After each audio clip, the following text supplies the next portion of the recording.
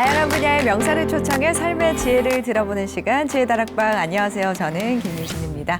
지난 시간에 이어서 오늘도 지식 생태학자 유영만 교수님 모시겠습니다. 큰 박수 부탁드립니다. 안녕하세요. 안녕하세요. 네, 한 주간 잘 지내셨나요? 네, 반갑습니다. 네. 네. 지난 시간에 책을 많이 읽고 많이 쓰신다고 말씀해 주셨는데 사실 요즘에는 스마트폰을 쓰는 세대들이 많이 늘어나면서 네. 책을 굉장히 어려워하고 또 꺼려하는 것 같더라고요. 네. 이런 분들은 어떻게 보셨고 계시나요? 네, 점점 책을 안 읽게 되면 이제 책 잡히거든요. 그래서 책 잡히기 전에 책을 읽어야 된다. 이런 것도 언어 유희잖아요. 네. 그래서 책을 읽는 사람이 제가 강의 통해서도 이제 계속 강조를 하겠지만 네. 언어적인 사유의 깊이를 깊게 할 수 있는 매개체가 책이라고 생각하거든요. 그러니까 책을 안 읽을수록 개념이 없어지고 사유도 그만큼 천박해지고 쓰는 언어도 한정돼 있고 네. 그렇다 보니까 이제 저의 오늘 강의 주제 원격이 없어지고 인격도 없어지고 그런 거죠. 네.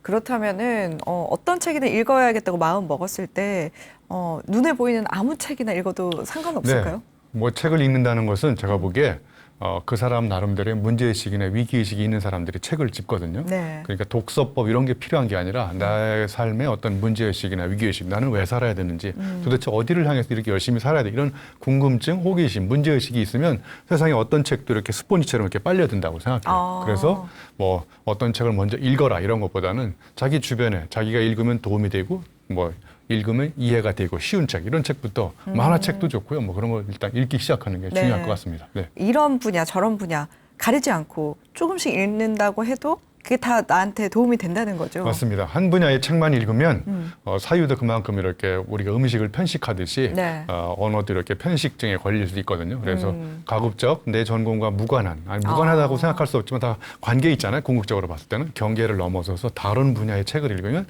그때부터 우리는 다른 사유를 할 수 있다고 생각해요. 네. 네, 지난 시간에 어휘가 없으면 어휘가 없다라는 네. 주제로 강연을 해주셨는데 그렇다면 오늘은 또 어떤 이야기를 네, 오늘도 이제 연장선상에서요. 네.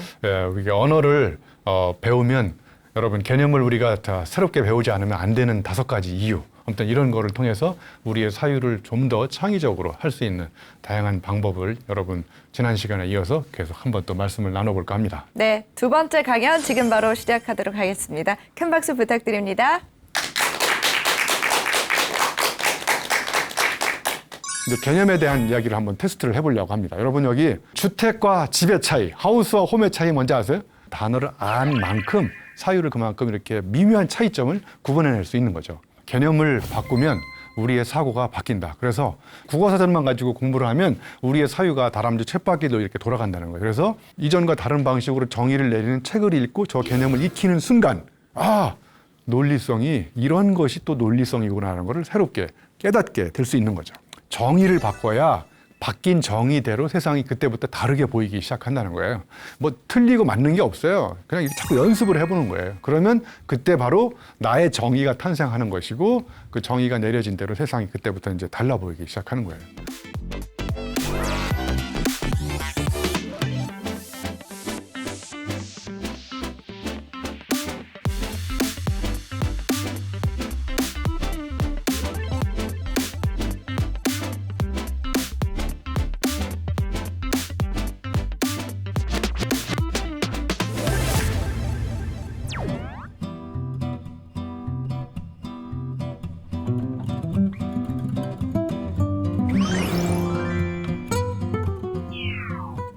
네, 안녕하세요. 한양대학교 유영만 교수입니다. 자, 지난 시간에 여러분들 어휘가 없으면 어휘도 없다 이런 이제 언어 유희를 통해서 우리의 사유를 깊게 하는 방법에 대해서 여러분하고 같이 재밌는 시간을 가져봤다고 생각합니다. 자, 오늘도 지난 시간에 이어서 오늘은요 개념을 공부하지 않으면 안 되는 5가지 이유.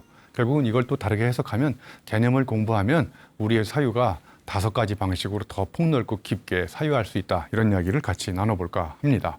제가 이제 오늘 5가지에 대해서 말씀을 드릴 텐데요. 그 첫 번째가 이제 이런 겁니다. 개념을 바꾸면 우리의 사고가 바뀐다. 그래서 정의를 바꾸는 사람이 이제 이게 무슨 이야기냐면 여러분 사전에 보시면 국어사전에 이렇게 정의들이 쭉 나오죠. 예를 들면 사랑에 대한 정의, 사랑에 대한 정의가 뭔가요? 두 사람들이 나누는 뭐 그죠? 그럼 정을 또 찾아보면 두 사람들이 또 교환하는 뭐 따뜻한 마음, 꼬리에 꼬리를 물고 계속 사전에 정의가 이루어지잖아요. 그러니까 이 국어 사전만 가지고 공부를 하면 우리의 사유가 다람쥐 쳇바퀴도 이렇게 돌아간다는 거예요. 그래서 결국은 무슨 이야기냐면 정의를 바꿔야 바뀐 정의대로 세상이 그때부터 다르게 보이기 시작한다는 거예요. 여기 이제 하나 예를 들면 통상관념 사전이라는 책을 쓴 사람이 있어요. 그러니까 무슨 이야기냐면 통상적으로 사람들이 갖고 있는 관념적인 사유, 틀에 박힌 사전의 정의를 따르지 않고 이 사람이 세상에서 통용되는 말들을 자기 방식으로 이렇게 표현을 했어요.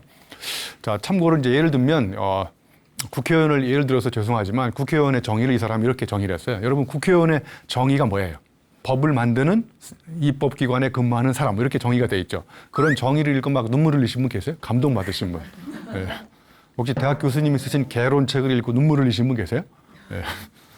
이게 이제 자기의 체험적 정의를 내리지 않았기 때문에 그렇다고 저는 생각해요. 그래서 이 사람은 국회의원의 정의를 어떻게 내렸냐면 하는 일 없이 수다 떠는 사람, 이렇게 국회의원에 확 와닿죠?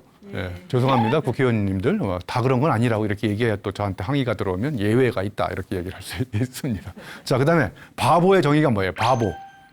뭐 지능이 부족한 사람? 그런 정의를 읽고 막 웃음이 나오나요? 안 나오잖아요. 이 사람은 바보를 어떻게 정의했는지 아세요? 나와 같이 생각하지 않는 모든 사람. 이게 바보라는 거예요. 예. 재밌잖아요. 그죠?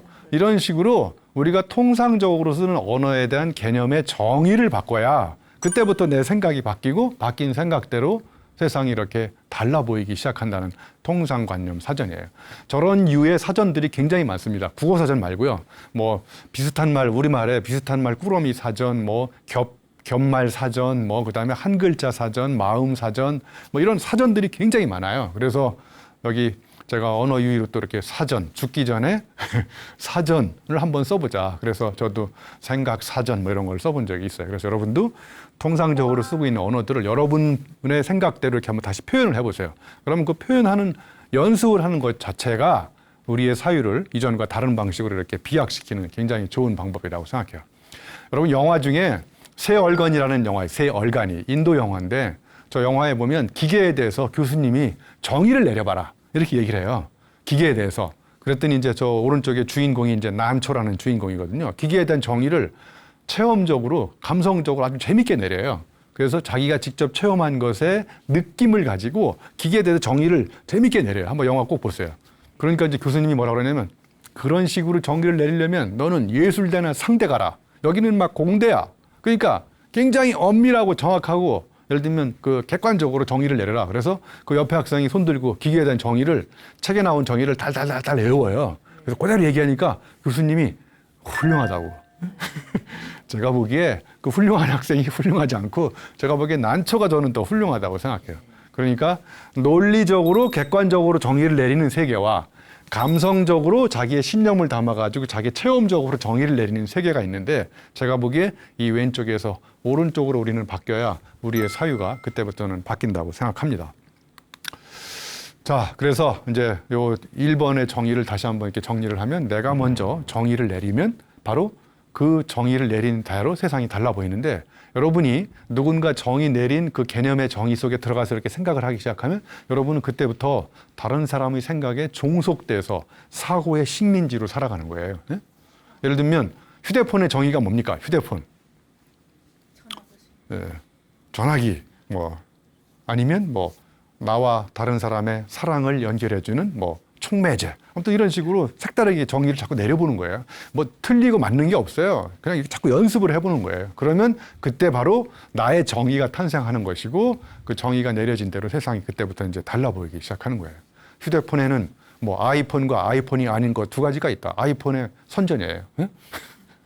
그럼 다른 폰들은 다 그 아이폰의 그 이루라고 하는 거죠. 이런 식으로 뭐든지 내가 먼저 정의를 내리는 거예요. 알아주든 말든 그런 거죠. 뭐. 예, 제가 또 앞으로 설립할 대학이 드리대학교라고 있어요. 예, 드리대학교 저질러학과, 예, 뒷수습 전공. 예? 그러니까 세상은 이렇게 생각만 하는 사람이 아니라 나가서 자꾸 이렇게도 해보고 저렇게도 해보고 그런 느낌을 또 나만의 언어를 이렇게 자꾸 표현을 해보고 이런 게 저는 우리 생각을 바꾸고 삶을 바꾸는 거라고 생각해요. 지난 시간에 제가 예를 들었던 우찌다 타츠로 선생님이 또 하나 나오시는데 이분이 책을 정말 많이 쓰셨고요. 번역도 우리말로 번역된 책이 굉장히 많아요. 그래서 저는 전작주의자라고 해요. 어떤 사람의 책을 읽고 그 사람의 책이 이렇게 꽂히면 그 사람 책을 다 사. 그래서 처음부터까지 그 책을 다 읽어보는 사람들을 전작주의자라고 그래요. 저는 전작주의자로 읽는 사람 몇 사람이 있어요. 예를 들면 신영복 교수님 책도 제가 처음처럼부터 시작해서 강의, 담론 뭐 다, 왜냐하면 그분의 사유가 굉장히 놀라운 통찰력을 갖고 계시거든요. 사용하는 언어가요 정말 촌철살인해. 그리고 어떻게 하면 그렇게 사람들한테 무릎을 칠 수 있는 그런 언어를 구사하시는지. 우리 이어령 박사님 언어의 수사학의 대가시잖아요, 그죠? 그래서 신영복 교수님 이렇게 통찰력 얻으시려면 적어도 교도소 체험을 해봐야 되나 이런 생각을 또 해보기도 합니다. 그래서 이 우찌다 다쭈르는 논리성이라는 단어를 자기 방식으로 새롭게 정의를 내린 거예요. 자, 논리성 그러면 굉장히 뭐 객관적으로 합리적으로 막 이렇게 생각하고 막 치밀하게 이런 걸 논리성이라고 할 것 같지만 이 사람은 논리성을 어떻게 했냐면 어떤 문제에 직면했을 때 내가 갖고 있는 생각으로 그 문제가 해결이 안 될 때 빨리 생각을 포기하고 다른 사람의 생각을 끌어다가 이 문제 상황에 적용해서 사용하는 방식 이런 것들을 논리성이라고 한 거예요. 근데 우리는 사실 그렇게 하기 쉽지 않지 않나요?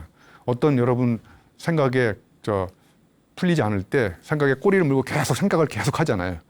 그렇게 하지 말고 딱 멈추고 내 생각으로 이 문제는 해결이 안 되니까 딱 내 사위의 한계를 인정한 다음에 다른 사람의 생각을 빨리 끌어다가 여기다 접속을 시키라는 거예요. 그런 게 논리성이라는 거예요. 이런 식으로 논리성을 이전과 다른 방식으로 정의를 내리는 책을 읽고 저 개념을 익히는 순간 논리성이 이런 것이 또 논리성이구나 하는 것을 새롭게 깨닫게 될 수 있는 거죠. 이제 두 번째 이제 개념에 대한 이야기를 한번 테스트를 해보려고 합니다. 여러분 여기 방망이와 몽둥이가 있는데 어떤 걸 여러분 방망이라고 그러고 어떤 걸 몽둥이라고 그럴까요? 네, 방망이는요 태어날 때부터 목적과 용도가 정해져 있는 걸 방망이라고 그래요. 야구 방망이는 야구할 때 쓰고 빨래 방망이. 몽둥이는 정해져 있지가 않아요. 엄마가 급하면 아무거나 들고. 네. 이 세상에 이런 것도 몽둥이가 될 수 있고 물병도 다 몽둥이가 될 수 있는 거예요. 몽둥이의 변신술이에요. 이게 방망이와 몽둥이의 결정적 차이예요. 두 번째, 여러분 병마개와 병뚜껑은 어떤 차이가 있을까? 어떤 걸 마개라고 그러고 어떤 걸 뚜껑이라고 그래요. 여러분 화가 날 때 뚜껑이 열려요? 마개가 열려요? 뚜껑. 그러니까 뚜껑은 겉표면만 둘러싸고 있는 걸 뚜껑이라고 그러고 마개는 와인처럼 안으로 들어가 있는 거, 코르크. 이걸 마개라고 그러는 거예요. 마개를 잡아 뽑는 거, 뚜껑은 돌렸다는 거예요. 네? 여러분 지금 개념이 없으시잖아요, 지금. 네? 한국 사람들인데 한국말을 모르고 계시잖아요, 이 나이가 되도록. 네? 가장 난이도가 높은 세 번째 구분, 엉덩이와 궁둥이는 어떤 차이가 있는지 한 5분간 설명할 수 있어요? 네, 5분커녕 뭐 50초도 설명을 못 할 거예요. 여러분이 의자에 앉았을 때 의자하고 내 살이 닿는 그 접촉 부위만을 궁둥이라고 그래요. 이거 상대적 개념이라서 깊이 앉으면 많이 닿고 걸터 앉으면 조금 닿는. 어쨌든 의자와 내 살이 접촉하는 부위를 궁둥이라고 그러고 안 닿는 허리부터 허벅지까지 나머지 안 닿는 부위를 엉덩이라고 하는 거예요. 처음 하셨죠? 네. 그럼 주사는 엉덩이에 맞아야 될까요? 궁둥이에 맞을까요? 주사. 네, 그건 아무 데나 맞아도 돼요. 네. 그런 걸 자꾸 고민하고 계세요. 이거는 제가 지금 꾸며낸 이야기가 아니고 국어 실력이 밥 먹여준다 뭐 이런 책이 있어요. 거기에 보면 우리 미묘한 뉘앙스의 차이. 여러분 껍데기와 껍질의 차이 아세요? 어떤 걸 껍데기라고 그러고 어떤 걸 껍질이라고 그러는지 한번 찾아보세요. 네, 껍질 그러면 안에 속살과 잘 붙어 있어가지고 떨어지지 않는 거를 껍질이라고 그러고 껍데기는 분리가 잘 되는 거야. 안하고 속살이. 그런 걸 껍데기라고 그러는 거죠. 네? 네, 여러분이 개념이 없는 걸로 판정이 나서 자, 제가 또 개념의 차이점을 이거 전문 용어이긴 하지만 어떤 걸 질환, 어떤 걸 질병이라고 그러는데 자, 영어의 차이도 있잖아요. disease가 질환이라고, illness가 이제 질병인데 아주 쉽게 예를 들어 볼게요. 자, 제가 예를 들면 이제 나이가 들어서 자꾸 이제 성인병이 오기 시작했어요. 예를 들면 제가 고혈압 환자야. 옆에 있는 사람도 고혈압 환자고, 그럼 고혈압의 지수가 예를 들면 우리나라 의학 통계로 보니까 지수가 140에 90 이상이면 고혈압이다 이렇게 판정이 됐잖아요. 자, 그러면 고혈압이라고 판정을 내린 거를 질환이라고 보시면 돼요. 자, 그럼 질병은 뭐냐? 똑같은 고혈압 환자인데 그 고혈압에 대해서 느끼는 심리적 공포심, 두려움, 걱정 이런 심리적으로 주관적으로 느끼는 느낌을 질병이라고 보시면 돼요. 똑같은 고혈압 환자인데 고혈압에 대해서 느끼는 심리적인 아픔은 저마다 다 다를 수 있잖아요. 그런 거를 질병이라고 하는 거죠. 그러니까 의사들은 제가 보기에 다 그런 건 아니지만 질환을 치료하는 사람이에요. 제가 보기에. 고혈압 환자 가서 예, 약 드시고요. 한 2달 후에 또 오세요. 뭐 이렇게. 그런데 어떤 분은 치유까지 하는 사람이 있어요. 심리적으로 정말 그동안 아프셨겠네요. 얼마나 힘드셨겠어요. 이렇게 마음으로 이렇게 케어링까지 해주시고 이런 거를 치유라고 그래요. 그러니까 심리적으로 내가 느끼는 공포심 이런 거는 약으로 치유가 안 되고 그 사람의 따뜻한 말 한마디로 내 심리적인 공포심이나 두려움이 없어질 수도 있다는 거예요. 자, 그러면 지금부터 여러분 질환과 질병이 이렇게 차이가 있다는 걸 아시는 순간 내 생각을 이전과 다르게 표현할 수 있는 무기를 갖게 되는 거잖아요. 그죠? 네. 질문하면 좀 대답 좀 하시고 그러세요. 네? 제가 모시는 세계 최고의 성현은 공자나 맹자가 아니고요. 우자, 그 다음에 놀자 이런 사람들이 세계 최고의 성현이에요. 제가 재밌는 얘기를 해주면 크게 웃어주시고 그러세요. 자, 여기 또 다른 차이들이 겹겹이 나오는데 여러분 주택과 집의 차이, 하우스와 홈의 차이 뭔지 아세요? 여러분 주택에 사세요? 집에 사세요? 주택은 그냥 물리적인 시설 공간을 얘기하는 거예요. 홈은 따뜻한 어떤 정이 넘치고 사랑이 있는 이런 거를 이제 홈이라고 그러는 가정. 자, 그 다음에 여러분 사료를 드세요? 음식을 드세요? 사료는 한 끼 그냥 때우기 위해서 먹는 그런 끼니를 이제 사료라고 그러죠. 우리가 돼지나 소한테 먹이는 걸 음식이라고 그래요? 사료라고 그래요? 돼지 입장에서는 음식입니다, 여러분. 맞아요. 사람이 사료라고 그러는 거죠. 그리고 음식은 정말 나의 사랑이 담긴 게 음식인 거예요. 엄마가 여러분한테 사료를 만들어 주세요, 음식을 만들어 주세요. 엄마가 그 만드는 음식 장면을 봐보세요. 정말 정성과 사랑을 다 쏟아붓잖아요. 그러니까 음식은 곧 사랑인 거예요. 사료는 사랑이 아니에요. 살 찌우는 거예요. 한 끼 그냥 배고파서 때우는. 자, 그 다음에 여러분은 직장인이세요? 장인이세요? 여러분 그러면 월요일 아침에 출근할 때 이 다리가 떨리세요? 심장이 떨리세요? 우리 김미진 아나운서님 여기 출근하실 때 다리가 떨리세요? 심장이 떨리세요? 네, 그러니까 직장인은 자기 일을 사랑하지 않는 사람이에요. 이전 시간에 제가 말씀드렸죠. 사랑하지 않는 사람은 질문이 없어진 사람이라고. 사랑한다는 것은 그 질문이 많은 거예요. 그러니까 직장인은 자기 일을 사랑하지 않아. 그러니까 질문이 없어진 거야. 그러니까 틀에 박힌 방식으로 비슷한 일을 반복하려고 하니까 출근하고 싶어요? 출근하기 싫어요? 출근하기 싫은 거죠. 그러니까 이제 다리가 떨리는 거죠. 여러분 여행을 떠나기 전날은 다리가 떨리세요? 심장이 떨리세요?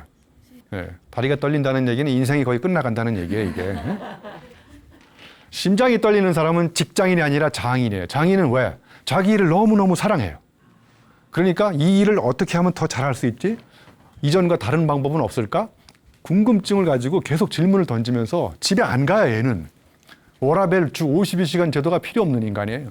왜냐하면 이 일터가 놀이터니까. 직장인은 이 일터가 노동의 현장인 거예요.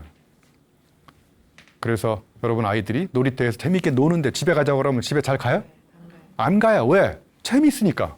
네. 그래서 저는 재미가 인생의 최고의 미덕이라고 생각해요. 강의도 재밌어야 되고요. 사는 것도 재밌어야 돼요. 재미만 있으면 안 되고 제 강의가 재미만 있습니까? 의미도 있잖아요. 그래서 재미없는 의미는 견딜 수 없는 답답함이고 의미 없는 재미는 참을 수 없는 가벼움인 거예요. 그래서 재미와 의미의 두 마리 토끼를 다 잡는 사람, 이게 바로 장인인 거예요. 자, 그래서 저걸 딱 연결시키면 주택에서 사료를 먹는 직장인과 집에서 음식을 먹는 장인. 제가 그냥 저희 밑에 사진에 나오는 발터 베냐민이라고 있어요, 철학자. 저 베냐민이 이제 사료와 음식을 예전에 강신주 박사에게도 출연하셨는데 강신주 박사님 한번 비교한 적도 있었고요. 그 다음에 이제 오른쪽에 이반 일리치, 저분이 이제 주택과 집의 차이를. 그래서 주택은 거주하는 곳이 아니라 이주하는 곳이다. 이주. 입주해가지고. 입주. 그리고 끊임없이 자꾸 이동하려고 그래, 다른 데로. 그런데 집은 정주하는 곳이라는 거예요. 거주하는 곳. 한 군데 이렇게 오래 머무르고 싶은 공간. 이게 바로 뭐라고요? 집이라는 거예요. 그래서 저런 세 단어를 잘 연결시키면 저거 갖고 책을 한 권 쓸 수 있는 이런 상상력이 출동하기 시작하는 거죠. 왜? 저런 언어적인 개념의 차이점을 잘 알게 되면. 자, 또 김현수 소설가의 책에 나오는 이야기인데요. 울트라마린과 인디고의 차이점 아세요? 울트라마린은 군청색, 인디고는 남색이래요. 저 색깔을 모르고 그냥 또 파란색이네? 이렇게 구분하는 사람. 모든 하늘은 다 파란 거야. 아직 언어의 깊이가 발달하지 않은 아이들이 하늘은 파랗고, 여러분 하늘이 파랗다고 그러죠? 가을에 단풍은 어때요? 울긋불긋하고. 이런 거밖에 모르잖아요, 단어가. 예? 그러니까 우리가 어떤 단어를 알면 단어를 안 만큼 사유를 그만큼 이렇게 미묘한 차이점을 구분해낼 수 있는 거죠. 그리고 휘청거리다와 지벅거리다. 이게 똑같이 휘청거리는 건데 어떤 차이가 있을까? 저 두 단어 차이의 미묘한 차이점을 아는 사람은 저걸 적확한 장소에 언어적인 개념의 차이점을 구분해서 쓸 수 있는데 저걸 구분하지 못하면 그때부터 우리의 사유는 이제 점점 굳어져 가는 거죠. 자, 여기 이런 말이 있어요. 제가 최근에 본 신문에 났던 기사를 하나 제가 스크랩에 갖고 온 건데, 저와 제 아내는 한 터울입니다. 자, 터울이라는 말을 잘 쓴 걸까요? 못 쓴 걸까요? 그 밑에 보시면 또 예비 신랑은 금융 직장에서 일하는 재원으로 읽다. 재원. 자, 예비 신랑, 여기 남자가 재원이라는 거예요. 자, 제가 이 두 단어의 차이점을 구분해 드릴게요. 터울은 한 어머니로부터 나온 남매, 자매, 형제들 간에 쓰는 거예요. 예? 그러니까 그 이외에 터울이라는 말을 쓰면 안 된다는 거예요. 예? 재원은 더욱 재밌지 않습니까? 재주가 뛰어난 여자예요, 여자. 그러니까 이런 단어, 한자에, 저 재원의 원자를 봐보세요. 계집여 여자가 붙어 있잖아요. 예? 예. 그죠? 그러니까 한자를 잘 알아야 우리가 언어를 적확하게, 적재적소에 잘 구분해서 쓸 수 있는 이런 상상력이 생기는 거예요. 자, 이제 우리가 언어를 공부하지 않으면 안 되는 세 번째 이유, 언어적인 분기점의 다양화. 이 분기점의 다양화가 뭐냐면요. 지난 시간에도 깃돌아미, 깃돌깃돌, 매미, 맴매매 이런 거 잠깐 표현했듯이 자, 한번 연습을 해보겠습니다. 책상 위에 책이 저 빈 가로가 있어요. 저 안에 들어가는 말을 써보세요. 책상 위에 책이 놓여져 있다. 예, 또 펼쳐져 있다. 예? 펼쳐져 있다. 예, 또 책이 내 거다. 책이 내 거다. 예. 여러분의 지금 분기점이 요 정도밖에 안 되는 거예요. 예? 여기서 딱 언어가 한 세 단계도 못 가요. 세 단계 못 가면 굳어져 버리는 거예요. 왜? 그만큼 분기점을 다양화시킬 수 있는 언어가 없다는 거예요. 책상 위에 책이 빨리 생각해 보세요. 더. 예. 책상 위에 책이 주인을 기다리고 있다. 맞아요. 예, 맞죠? 주인을 예. 기다리고 예. 있다. 예. 책상 위에 책이 제발 나 좀 펼쳐달라고 아우성을 치고 있다. 예. 예? 예.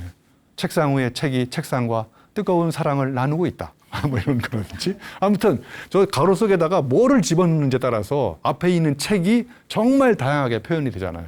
여러분도 저 책상 위에 책 가로 속에다가 뭔가 다른 말을 계속 집어넣고 싶죠? 근데 안 되죠? 왜 안 되는 거예요? 책을 안 읽으셔가지고 우리의 어휘력이 이만큼밖에 안 되는 거예요. 그러니까 여러분 글쓰기, 글짓기, 책쓰기는 다 발상이 아니고 연상이에요. 연상. 새로운 걸 생각해서 글을 쓰는 게 아니에요. 연결시켜서 상상을 하는 거예요. 그럼 연결시킬 재료가 풍부한 사람은 그만큼 다양하게 표현할 수 있는 거죠.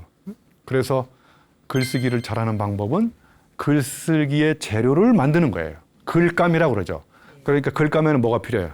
영화 많이 본 사람, 책 많이 읽은 사람, 산전수전 경험을 많이 한 사람, 사람 만나서 상처 많이 받고 또는 행복해지는 만남을 많이 만난 사람, 이런 모든 게 직간접적인 체험의 두께, 깊이, 넓이가 다 글감의 원료가 되는 것이고 저런 분기점의 다양화에 쓸 수 있는 재료가 되는 것이죠. 자, 그다음에 이제 네 번째는 언어의 해상도입니다.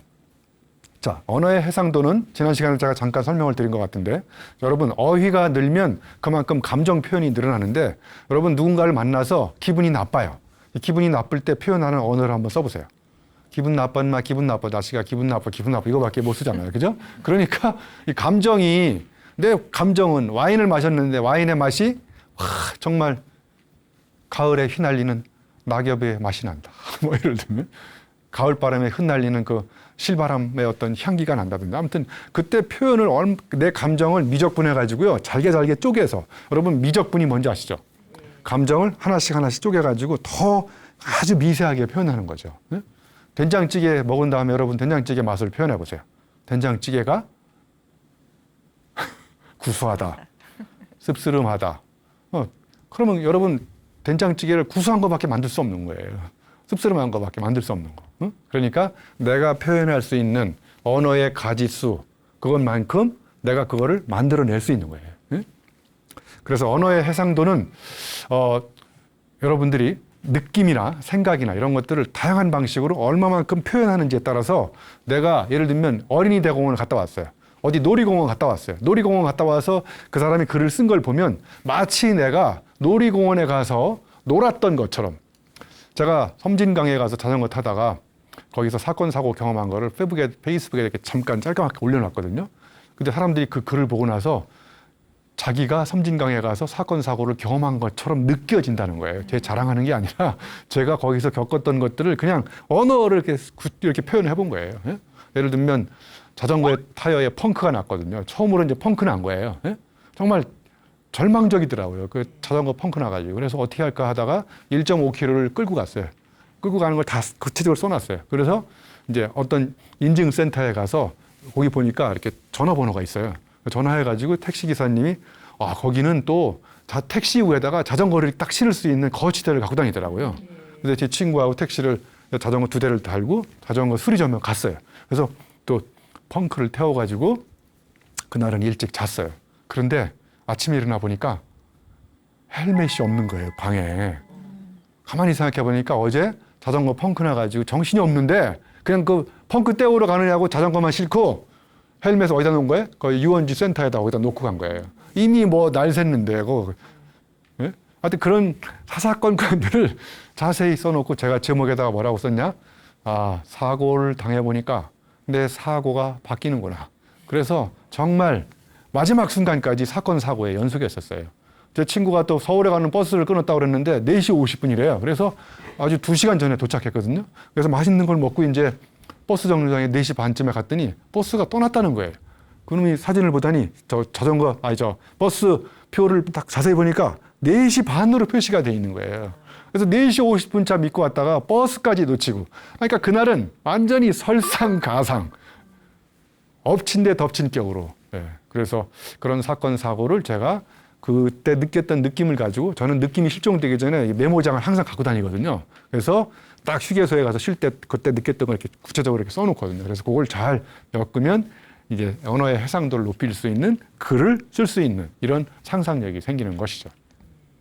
자, 한 부부가요. 부부싸움을 한 다음에 부인이 남편이 꼴보기 싫어가지고 식단 30일짜리를 공개했어요. 첫날 남편한테 부인이 첫날 콩을 줬어요. 둘째 날 나물을 주고, 셋째 날은 콩하고 나물을 섞어서 콩나물을 줬어요. 넷째 날은 그걸로 국을 끓여주고, 콩나물, 다섯째는 콩나물 무침, 5일째는 콩나물 도리탕, 6일째 이렇게 해가지고 쫙 계속 연결되죠. 그래서 30일째는 콩나물 죽여 살려 밟아가 찢어 꿰매 눌러 당겨 뽑아가지고 갈아가지고 막 국을 끓여준다는 거예요. 저 중간에 이렇게 이제 편집자가 이렇게 생략을 했지만 아무튼 저 안에도 계속 단어가 늘어나요. 예? 그래서 마지막에 저런 국을 먹으면 맛있을까요? 맛있을 거 없고 간에 저는 이걸 딱 보는 순간 사모님이 어휘력이 대단하시구나. 그죠? 만약에 사모님이 콩이라는 단어를 하나만 알면 어떻게 될까요? 단어를 하나밖에 몰라. 그럼 남편은 30일 동안 콩만 주워 먹어야 돼요. 콩나물만 알면 콩나물만 계속 먹는 거고. 저걸로 봐서 내가 사용할 수 있는 언어의 경우의 수가, 그죠? 결국은 그 경우의 수만큼 음식을 만들 수 있다는 거예요. 그래서 여기 제가 영어를 이렇게 써놨어요. 워드, 단어가 뭐를 창조한다고요? 세계를 창조한다. 내가 사용하는, 아까 지난 시간에 제가 비트겐슈타인 예를 들었잖아요. 그죠? 그러니까 이 사모님도 비트겐슈타인의 언어 철학을 공부한 것 같아요. 그래서 어휘력을 늘려가지고 저 월드라는 단어에다가 음식을 대입해 보세요. 워드, 크리에이트, 푸드. 그러면 언어의 가지수만큼 음식의 가지수가 창조가 된다는 거예요. 그럼 여기 오신 우리 사모님들께서도 음식의 가지수를 많이 만들려면 어떻게 해야 될까요? 언어의 가지수를 공부해야 되는 거예요. 음식의 맛을 표현할 수 있는 거를 더 미세하게 표현하면 표현할수록 그만큼 음식의 경우의 수를 더 많이 만들어낼 수 있다는 것을 알 수 있는 거죠. 그래서 어른과 아이의 차이가 뭘까? 저는 여러 가지 차이가 있지만 구사하는 언어의 가지수가 늘어나는 거예요. 예? 어휘가 하나일 때 그러면 세상은 하나로 보이는 거죠. 예? 맘마 이걸로 다 통용될 때 모든 음식이 다 맘마야. 그러면 그 친구는 세계가 다 맘마로 보이는 거죠. 근데 음식, 그다음에 식음료, 그다음에 밥 먹을 거리, 이런 계속 단어가 늘어날수록 그때부터 우리는 이제 세상을 다르게 볼 수 있는 언어의 경우의 수가 늘어나면서 이제 세상을 다르게 볼 수 있는 것이죠. 자, 여기 보면요. 제가 어느 책에서 우리말에 보다라는 단어 있잖아요. 보다라는 단어가 저렇게 많다는 걸 처음 알게 됐어요. 예? 이렇게 밖에서 안으로 들여다보고 안에서 밖으로 내다보고, 그죠? 그 다음에 이게 위치에 따라서 보는 사람의 높낮이에 따라서 이게 보는 게 이렇게 바뀌는 거예요. 예? 자, 그리고 또 이제 예를 들면요. 보는 사람의 마음에 따라서 째려보고 노려보고 뭐, 저를 한번 째려보세요. 그리고 노려보시고, 흘겨보시고, 훔쳐보고 막 이렇게. 근데 야, 정말 우리말이 저런 걸 다 외국어로 번역할 수 없는 단어, 우리말인 거예요. 여러분, 사과 서너 개 달라고 그러면 아주머니가 서너 개 줘요? 몇 개 줘요? 서너 개. 아주머니가 사과 서너 개 주세요. 그러면 아주머니가 몇 개 줘요? 3개 줘요? 4개 줘요? 4개나 3개 아무거나 주잖아요. 그죠? 여러분이 미국 가서 애플 3, 5와 4, please. 아주머니 사과 3개 또는 4개 주세요. 그러면 아주머니가 뭐라고 할까요? 아니, 당신이 원하는 게 몇 개야? 똑바로 얘기해봐. How many do you want? 당신이 원하는 게 몇 개인지 딱 잘라서 얘기하라는 거예요.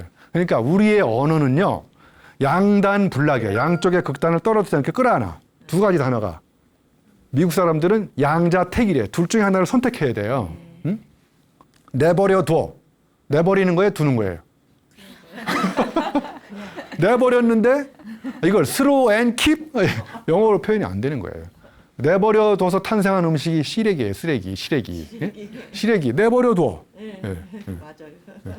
들락날락 들어가는 거예요? 나가는 거예요? 엘리베이터. 엘리베이터 영어로는 엘리베이터잖아요. 우리말로 번역하면 승강기. 근데 엘리베이터는 원래 올라가는 기계예요. 그러니까 올라갔다 내려오지 말아야 돼요. 엘리베이터로 따지면. 에스컬레이터 다 올라가는 거예요. 올라간다는 뜻만 있지 내려간다는 뜻은 없는 겁니다. 원래는. 근데 우리는 올라갈 승자, 내려갈 승강, 오르락 내리락. 예? 여러분 제 강의가 끝나고 시원섭섭하시죠? 시원한 거예요? 섭섭한 거예요? 이게 바로 양단불락적 언어의 사고인 거예요. 우리의 언어가 그만큼 창의적인 뜻을 갖고 있는 거예요. 그래서 여러분 저 미다지, 서랍 있잖아요.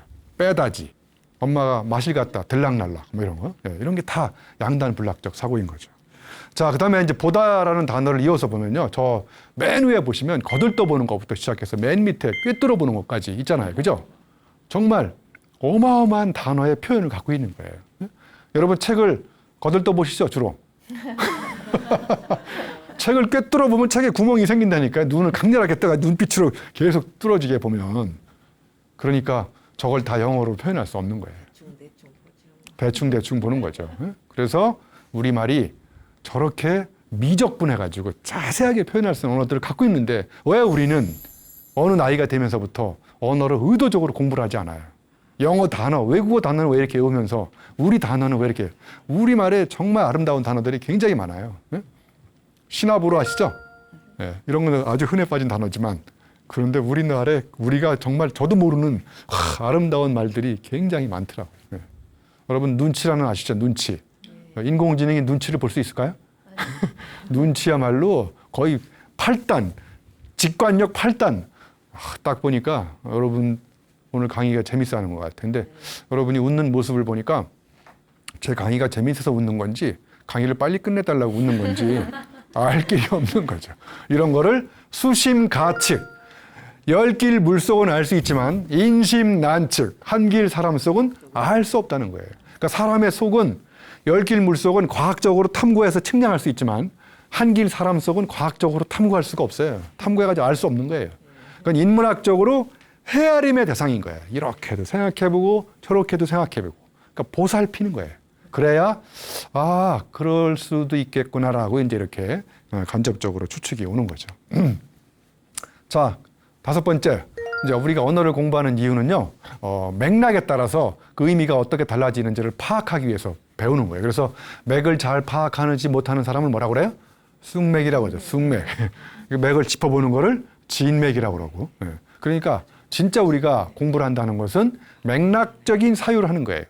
자, 예를 들면 제가 이렇게 유머를 던졌을 때 여러분이 재밌어가지고 웃고 있잖아요. 그죠? 그러면 내 메시지가 여기서 통하는구나. 그럼 다음 넥스트 메시지를 연장선상에서 구사를 하거든요. 근데 메시지를 딱 던졌는데 반응이 썰렁해요. 그런데도 불구하고 제 메시지를 계속 던지면 저는 이제 그때부터 강의를 말아먹기 시작하는 거죠. 그런데 요즘에 화상 강의가 많아지고 있지 않나요? 저도 이제 대학 교수이기 때문에 화상 강의를 이제 2학기, 2년째 하고 있는 거잖아요. 화상 강의와 오프라인 강의의 치명적인 약점이 뭐냐? 온라인 강의는 저 상황적인 맥락적 감수성을 파악하기가 쉽지 않아요. 재밌는 얘기를 해도 화상에서 이렇게 쳐다보고 있어요. 어떤 사람은 블랙 스크린 켜놓고 까맣게 있어요. 어떤 학생은 머리밖에 안 보여, 이렇게 머리. 그럼 내가 너 머리에 대고 강의를 하라는 얘기냐, 지금. 내 이야기가 너한테 지금 먹히는지, 이해가 되는지, 공감하는지 표정을 읽어내야 그 다음 내가 언어를 구사할 수 있잖아요. 그런데 그게 파악이 안 되는 거예요. 그리고 이 화상 강의의 치명적인 약점이 뭔지 아세요? 신체적 감수성을 떨어뜨리고 있어요. 여러분 어렸을 때 수건 돌리기 하셨죠? 그럼 내 등 뒤에 수건이 떨어졌는지를 어떻게 알 수 있어요? 감각. 머리로 알아야 느낌이 와요. 느낌이 오잖아요. 여기서 중요한 거. 느낌. 그런데 화상 강의는 느낌이 없어지기 시작하는 거예요. 이 신체적인 감수성이 현격하게 떨어질 때 맥락적 감수성도 같이 떨어지는 거예요. 네, 그래서 우리가 공부를 한다는 것은 결국은 이 문맥에서 이 말이 어떤 의미로 쓰이고 있는지. 여러분, 어머니가 전화해가지고 어디야? 이렇게 질문하는 거는 무슨 뜻이에요? Where are you? 영어로 이거로 번역이 안 되는 거예요. 너 지금 어디서 뭐 하는 거야? 집에는 언제 올 거야? 왜 이렇게 맨날 늦게 다녀? 이런 다양한 문맥이 있는 거예요. 시댁에 며느리가 이제 전화를 해요. 어머니한테 명절에. 어머니 이번 명절에는 꼭 가야 되겠는데 어머니가 뭐라고 그래? 야, 코로나인데 오지 마라. 안 가면? 남편이 이제 혼나는 거예요. 말로는 그런 거죠. 용돈 드리면 아이 이런 걸 주냐? 그냥 가져라. 그냥 가져오면 어떻게 돼요? 그런 문맥적인 의미를 잘 읽어내는 것. 이게 우리가 이제 언어를 공부할 때 필요한 거라고 생각합니다. 제가 한 사건을 경험했어요. 진짜 오프라인에 강의 가서 재밌는 농담을 했었어요. 저 딴에는. 그래서 예를 들면요. 여기 로댕에 생각하는 사람 아시죠? 로댕에 생각하는 사람하고 똑같은 자세를 한번 생각을 해보세요. 자, 로댕하게 생각하는. 저 이제 그림이 보이는데 사실 그냥 이렇게 생각해 사람들이. 근데 잘 보시면 오른쪽 팔꿈치가 왼쪽 허벅지 위에 올라가 있어요. 그죠? 이때 이렇게 이게 잘 안 돌아가요, 실제로. 어려워요. 근데 여러분 저 사진을 싹 감춘 다음에 로댕하고 똑같이 생각해 보라고 그러면 그냥 이렇게 생각해요, 그냥. 아무 생각 없이. 여러분이 수없이 봤는데도 불구하고 사진을 살짝 감춘 다음에 저 사람하고 똑같이 해보라고 하면 여러분이 저 사람하고 똑같이 못하는 이유가 뭐냐면 평상시에 저 사진을 대충 봤기 때문에 그런 거예요. 그러니까 대충 생각이 드는 거예요. 여러분이 몸에 사는 가장 큰 해충 이름이 대충이에요. 그래서 이 사진을 보여주고 제가 이렇게 농담을 이렇게 던져요. 여기 오늘 생각이 없는 인간들만 와 있는 것 같아요. 이렇게 했는데 이게 진담으로 들려요? 농담으로 들려요? 농담인데 99% 이상은 다 농담으로 듣고 막 배꼽 잡고 웃었는데 한 몇 명이 유영만 교수가 와가지고 여기 와서 생각이 없는 인간이라고 욕을 하고 갔다고. 이런 어디 도청에다 고소를 해가지고 제가 혼날 뻔했잖아요. 그래서 제가 큰 깨달음을 얻고 쓴 글이 이거예요. 농담과 진담 사이 상담이 필요하다. 그러니까 이 문맥적 사유를 저는 파악했다고 생각하고 대부분의 많은 사람들이 한 400명 됐었거든요. 코로나 전에. 정말 폭스를 터뜨리고 웃길래 잘 먹히는구나. 그래서 계속 저는 나갔는데 그 한두 명이 욕을 하고 갔다고 고소를 해가지고 제가 큰일 날 뻔했어요. 자, 그래서 저는 이제 정리를 좀 하면요. 여러분의 사유를 길러내는 방법은 제가 두 번째에 걸쳐가지고 언어적인 유희, 언어 사유에 대해서 얘기를 했지만 개념만 갖고 있으면 안 되고요. 여러분들이 체험을 갖고 있어야 돼요. 그래서 여러분 주변에 보면요. 개념이 없는데 체험이 굉장히 많은 사람이 있어요. 예? 이 사람은 체험이 많은데 표현할 언어가 없으니까 겉으로 표출이 안 되는 거예요. 그러니까 입에서 뱅뱅 도는 거죠. 두 번째는 체험은 없는데 앉아서 엄청난 공부를 해가지고 개념을 엄청나게 쌓았어요. 이 사람 이야기 들으면 재밌을까요? 재미없을까요? 재미없어요. 왜냐하면 자기의 체험적인 틀로 해석해낸 게 없어요. 자기의 스토리가 없는 거예요. 그러니까 결론적으로 얘기하면 개념과 체험이 딱 만나는 순간 여기서부터 폭발적인 사유의 싹이 자라기 시작하는 거예요. 이때부터 창조의 싹이 자라는 거예요. 그러니까 여러분이 창의적인 사람이 되려면 어제와 다른 낯선 체험을 반복해 볼 것. 제가 그래서 시간 날 때마다 자전거도 타고 사하라 사막에서 2012년도 마라톤도 뛰어봤어요. 사하라에서 마라톤 뛰어본 분 계세요? 예. 대한민국에는 딱 두 가지 부류의 사람이 있어요. 저같이 사하라에서 마라톤을 뛰다가 죽을 뻔한 체험을 한 사람하고 다시는 안 가기로 결심했어요. 예. 그리고 여러분 같이 안 갔다 온 사람. 안 갔다 온 사람은 갔다 온 사람의 이야기를 자세를 낮추고 들어야 돼요. 예? 제가 또 킬리만자로 올라갔다 왔잖아요. 아프리카의 최고봉. 거기 가서 죽을 뻔했어요. 킬리만자로. 응? 조용필의 킬리만자로의 표범이 없다는 걸 확인하고 왔잖아요. 예. 아무튼 이렇게 낯선 체험을 해야 그 낯선 체험의 흔적이 몸에 각인돼 가지고 자꾸 이게 입 밖으로 나오려고 시도를 하는 거예요. 그때 뭐를 만나야 돼요? 요 체험과 관련된 적확한 언어를 딱 만나는 순간 이게 이제 다양한 방식으로 표현이 되는 거죠. 예? 그러면 이제 그 사람이 쓴 글이 사람들한테 이렇게 감동을 줄 수 있는 의미가 머리에 꽂히면 꽂힐수록 골 때리는 거고요. 의미가 심장에 꽂히면 의미 심장해지는 거예요. 네, 마지막 순간까지 언어 유희를 구사하는 거예요.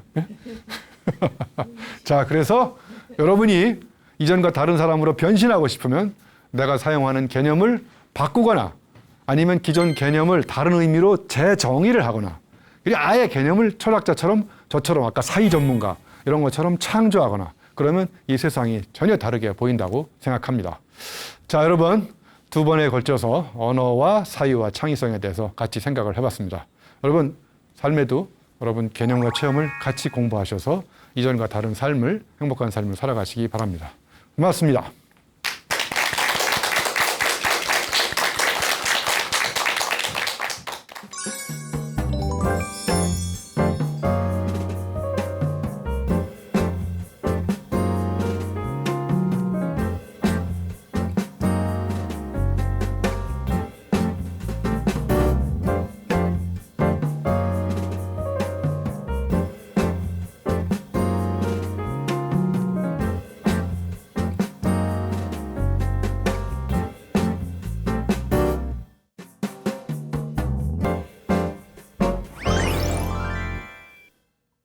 네, 유영만 교수님의 강의를 들으니까 어휘력에 대해서 다시 한번 생각하게 되는데요. 부부싸움 뒤에 30일 식단, 이게 굉장히 이상적이었습니다. 혹시 교수님께서 직접 받아본 식단이신가요? 아니요, 저는 맛있는 거 많이 얻어먹었습니다. 아, 다행이네요. 네, 자기 변신은 첫걸음이 개념 변경에서부터 시작이 된다고 하셨는데 그러기 위해서는 책을 읽어야 된다라는 말씀이신 것 같습니다. 책을 좀 효과적으로 읽기 위해서는 어떻게 하면 좋을까요? 글쎄요, 저는 이제 사람들이 바빠서 책을 못 읽는다고 그러는데 네. 제가 보기에 안 읽어서 바쁜 것 같아요. 예? 그러니까 지하철에 타시면 책 보는 사람이 있나요, 없나요? 다 휴대폰 보시잖아요. 네. 일자목이 돼 있잖아요. 이렇게 보게요. 제발 좀 제 책 좀 사가지고 가방에 갖고 다니면서 시간 날 때마다 책을 읽으셔야 돼요. 그러니까 우리는 시간이 없는 게 아니고요. 예를 들면 약속 시간 10분 먼저 가도 10분 만에 책을 읽을 수 있어요. 한 줄이라도. 네. 저는 주로 이제 시집을 많이 갖고 다니거든요. 아. 자전거 탈 때도 짤막짤막하게 쉴 때 시집 읽으시고 한 줄 읽으시면 그 놀라운 사유의 통찰력이 생겨요. 그래서 시간 내서 읽어야 되겠다. 다음에 읽어야 되겠다. 이거는 안 읽겠다 이런 거예요. 다음에. 짬 날 때마다 시간 날 때마다 읽으시고 그다음에 저는 또 하나 추천드리면 여러 권 많은 책을 읽기보다 여러 번 반복해서 읽는 책을 마련하세요. 예를 들면 어린 왕자를 10대, 20대, 30대, 40대 때 쭉 읽어보세요. 전혀 다르게 읽힙니다. 왜냐하면 내가 그만큼 살아온 삶의 체험의 깊이가 다르니까 똑같은 책인데 다르게 읽히기 시작하는 거예요. 그래서 나는 과연 여러 번 읽는 책이 몇 권이 있을까? 이런 것도 한번 생각해 보시면 좋을 것 같아요. 여러 번 읽는 책이 있다는 거. 네. 다시 찾아 읽을 책이 어떤 책인지 다시 한번 생각을 해봐야겠다는 생각이 듭니다. 네. 자, 오늘 지혜 다락방은 여기서 인사드리고요. 다음 주 이 시간에도 교수님과 함께 찾아오도록 하겠습니다. 함께 해주신 여러분 고맙습니다.